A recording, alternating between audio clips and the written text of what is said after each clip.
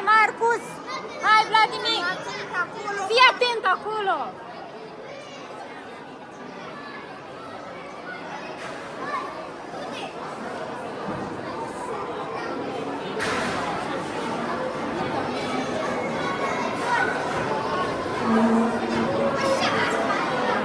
Hai, Marcus!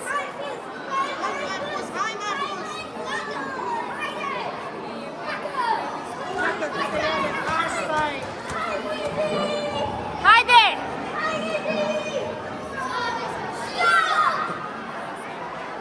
Hai mă, serios, 53, dar dacă mai dă play de